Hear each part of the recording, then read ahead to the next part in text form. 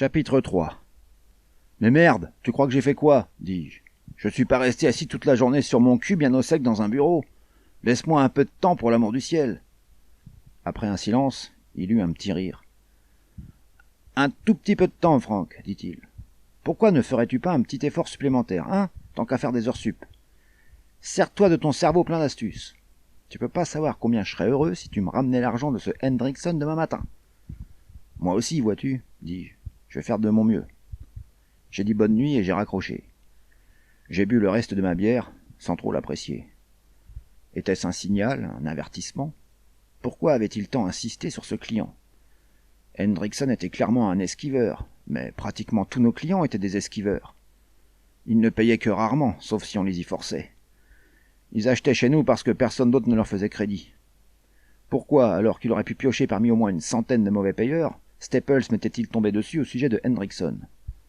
Je n'aimais pas ça. C'était peut-être le début de la fin, le premier pas vers la prison. Car s'il me chopait à pomper sur un compte, il se dirait que j'avais pompé sur les autres. Et il vérifierait tous les comptes. Bien sûr, il m'avait déjà fait des trucs comme ça avant. Enfin, des trucs dans le genre. Vous bossiez comme un dingue et vous faisiez une très bonne journée, et au lieu de recevoir une petite tape derrière la tête, vous subissiez ce que j'avais subi ce soir-là. Vous voyez ce que je veux dire? Vous avez peut-être déjà bossé pour des gars comme ça. Ils ne regardent même pas ce que vous avez fait, et ils vous titillent sur autre chose. La première chose qui leur vient à l'esprit. Il y a ça à faire aussi. Et qu'attends-tu pour le faire? Alors je me suis dit que ça devait être ça. J'espérais que c'était ça. C'était impossible de satisfaire Staples. Plus vous en faisiez, et plus il fallait en faire. Je suis allé au comptoir et j'ai payé mon addition. Je suis allé à la porte et j'ai regardé la pluie dehors, tout en remontant le col de mon manteau, m'apprêtant à courir jusqu'à la voiture. La nuit tombait vite, mais il ne faisait pas encore complètement noir. Je voyais plutôt bien, et je l'ai vu, vers le coin du bâtiment. Un grand costaud en vêtements de travail, debout sous l'avant-toit. Impossible d'aller à ma voiture sans passer devant lui. Je me suis dit que je m'étais arrêté trop près de cette serre. Je suis retourné au comptoir et j'ai acheté une bouteille d'1 litre de bière. Je l'ai attrapé par le goulot et je suis sorti en marchant lentement. Peut-être qu'il ne m'a pas vu tout de suite, ou peut-être qu'il lui a fallu du temps pour se motiver. Quoi qu'il en soit, j'étais presque à son niveau lorsqu'il est sorti de son abri pour me barrer la route. Je me suis arrêté et j'ai fait 1 ou 2 pas en arrière. « Ah, Pete, dis-je, comment ça va, bonhomme ?»« Toi, fils de pute, Tylon, dit-il. Tu casses mon poulot, hein? Tu casses mon poulot, maintenant je casse ta gueule. »« Oh, écoute, Pete, dis-je, tu t'es enfoncé tout seul, mon ami. On te fait confiance et on est gentil avec toi, et toi? Tu mens? Toi, merde à moi, costume papien, c'est comme papier. En prison, tu te frettes, fanteur de merde, voleur, tricheur, un bon poulot, chez, et moi pas payé pour merde. Toi, je m'occupe de toi, Tylon. » Il baissa la tête et replia ses grosses mains pour en faire des poings. J'ai fait encore un pas en arrière et j'ai serré plus fort ma bouteille. Je la tenais derrière ma cuisse, il ne l'avait pas encore vue. « La prison, hein ?» dis-je. « Tu as déjà visité quelques prisons, n'est-ce pas, Pete? Continue à jouer au con avec moi et tu vas en découvrir une nouvelle. » C'était une simple supposition, mais ça l'avait stoppé un instant. On a peu de chance de se tromper quand on suppose qu'un client de Paisley a déjà fait de la tôle. « Et alors ?»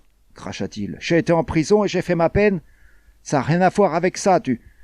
Et une condamnation pour viol, ça te dirait? Allez, dis-le, enfoiré. Dis-moi que tu l'as pas fait.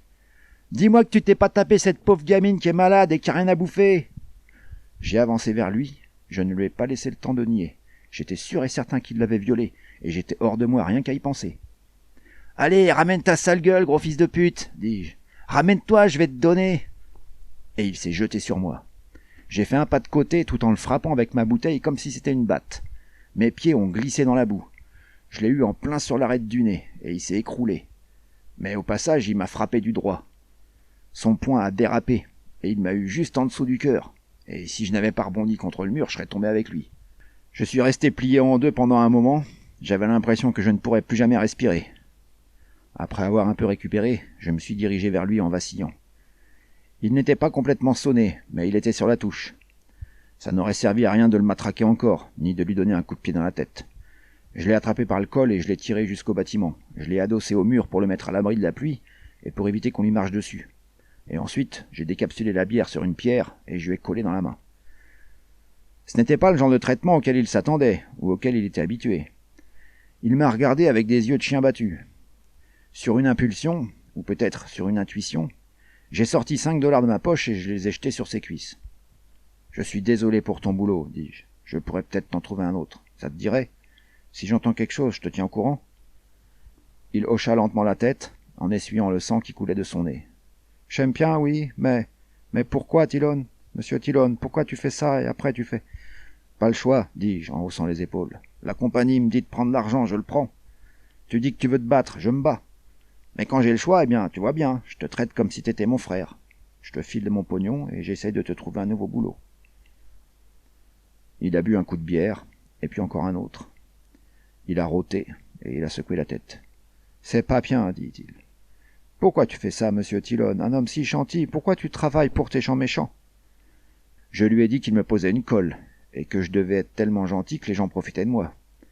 Après, je lui ai dit de ne pas s'en faire, et je suis rentré chez moi. J'avais très mal aux côtes, et je n'arrivais pas à me sortir Staples de la tête. Mais malgré la douleur et les soucis, j'ai éclaté de rire.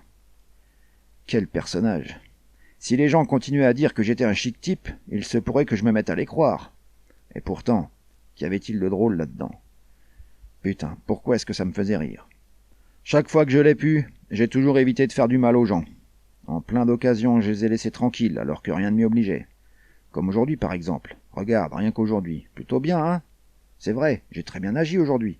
Tu en connais beaucoup qui n'auraient pas touché à Mona, et qui auraient aidé un gars qui avait tenté de les tuer? Pete avait raison. C'était pas moi le problème, c'était le boulot. Et je ne voyais pas comment le quitter. Pas plus que je ne savais comment j'y avais atterri. Avez-vous déjà bien réfléchi au sujet des boulots? Je veux dire, certains des boulots que les gens font. Vous voyez un gars qui taille les poils des chiens, ou bien qui longe le caniveau avec une pelle pour ramasser le crottin de cheval. Et vous vous demandez, mais pourquoi cet abruti fait ça? Il a l'air plutôt intelligent, pas moins intelligent que les autres. Putain, pourquoi fait-il ça pour gagner sa vie? Tu souris presque, tu le regardes de haut. Tu te dis qu'il est con, tu vois, ou bien qu'il n'a aucune ambition. Et après tu te regardes toi-même bien en face, et tu ne te poses plus de questions au sujet de l'autre gars. Tu as tous tes bras et toutes tes jambes. Ta santé est nickel, et tu présentes bien, et l'ambition. Tu l'as l'ambition. Tu es jeune, je pense que 30 ans c'est jeune pour toi, et tu es fort. Tu n'as pas beaucoup d'instructions, mais tu en as plus que pas mal de ceux qui ont réussi. Et pourtant, avec tout ça, avec tout ce que tu as en main, voilà où t'es arrivé. Et quelque chose te dit que tu n'iras jamais bien plus loin. Et tu peux rien y faire, bien sûr. Mais tu ne peux pas t'empêcher d'espérer. Tu ne peux pas t'empêcher de te demander... Tu avais peut-être trop d'ambition. C'était peut-être ça le problème. Tu ne te voyais pas mettre 40 ans de ta vie pour passer de garçon de bureau à grand patron. Alors tu as signé dans une boîte de porte-à-porte. Tu as vendu des magazines d'une côte à l'autre. Et après tu es tombé sur un bon petit commerce de brosse. Du moins ça avait l'air bon. Et tu en as vendu jusqu'à ce que tu aies trouvé quelque chose de mieux, quelque chose qui avait l'air mieux. Et tu es allé de ce truc-là vers un autre truc. Des cafés et des thés de premier choix, des services de table, des assurances quasi gratuites, des bons pour du tirage de photos, des places de cimetière, de la lingerie, des huiles essentielles, et Dieu sait quoi. Tu as mendié pour des œuvres de charité. Tu as acheté du vieil or. Tu es retourné au magazine et aux brosses et au café et au thé. Tu t'es fait du beurre, quelques centaines de dollars la semaine parfois. Mais quand tu faisais la moyenne sur les bonnes semaines et les mauvaises, c'était pas terrible. 50 ou 60 par semaine, ou peut-être 70. Probablement plus que ce que tu pouvais te faire derrière une pompe à essence ou une fontaine à soda. Mais fallait que tu bosses comme un dingue pour gagner ça, et tu faisais du surplace. Tu étais toujours au point de départ, et tu n'étais plus un petit garçon. Alors tu arrives dans cette ville et tu vois cette petite annonce, vente ambulante et collecte d'impayés. Une bonne affaire pour un bon travailleur. Et tu te dis que c'est peut-être le bon truc. Le boulot a l'air bien, la ville a l'air bien. Alors tu prends le boulot et tu t'installes dans la ville. Et bien sûr, ni l'un ni l'autre ne sont bien, comme partout ailleurs. Le boulot est naze, la ville est naze, et toi, t'es un naze, et tu peux rien y faire.